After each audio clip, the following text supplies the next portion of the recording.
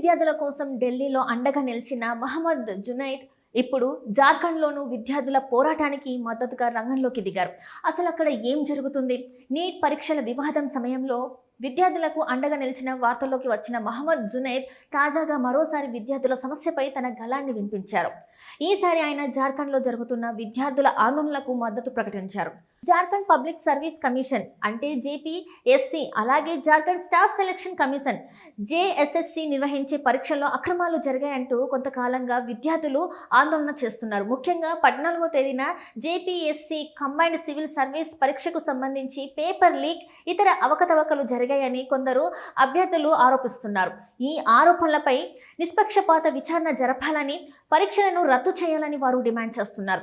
ఈ నేపథ్యంలో రాంచీలోని జైపాల్ సింగ్ ముండా స్టేడియానికి మహమ్మద్ జునైద్ చేరుకున్నారు. అక్కడ ఆమరణ నిరాహార దీక్ష చేస్తున్న విద్యార్థులను ఆయన కలవాలనుకున్నారు. వారి సమస్యలను నేరుగా అడిగి తెలుసుకున్నారు. విద్యార్థుల ఆందోళనకు తమ వంతు మద్దతు ఉంటుందని ఆయన తెలిపారు.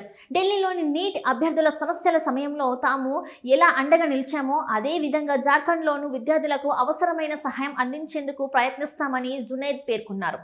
ప్రస్తుతం అక్కడి పరిస్థితిని పూర్తిగా అర్థం చేసుకుని విద్యార్థులకు ఏ విధమైన సహాయం చేయగలమో నిర్ణయిస్తామని తెలిపారు. అంతేకాదు విద్యార్థులు చేస్తున్న న్యాయపరమైన డిమాండ్లపై ప్రభుత్వం వెంటనే స్పందించాలని ఆయన కోరారు. పరీక్షల్లో అక్రమాలు జరిగాయనే ఆరోపణలపై సిబిఐ దర్యాప్తు జరపాలని కూడా డిమాండ్ చేశారు. ఒకవేళ ప్రభుత్వం స్పందించకపోతే ఉద్యమం మరింత విస్తరించే అవకాశం ఉందని జునైద్ హెచ్చరించారు. కాక్రోచ్ జనతా పార్టీతో పాటు మరికొన్ని విద్యార్థి సంఘాలు కూడా ఈ ఆందోళనలో భాగస్వామ్యం కావచ్చని తెలిపారు. దీంతో జార్ఖండ్లో విద్యార్థుల నిరసన మరింత ఉధృతమయ్యే పరిస్థితి కనిపిస్తుంది. ఇక ఈ ఆందోళన విషయానికి వస్తే ఏప్రిల్లో జరిగిన 14వ జేపీఎస్సీ కంబైన్డ్ సర్వీస్ పరీక్షల్లో పేపర్ లీక్తో పాటు పలు అవకతవకలు జరిగాయని ఆరోపిస్తూ జూలై 25 నుంచి వందలాది మంది విద్యార్థులు నిరసన చేపట్టారు.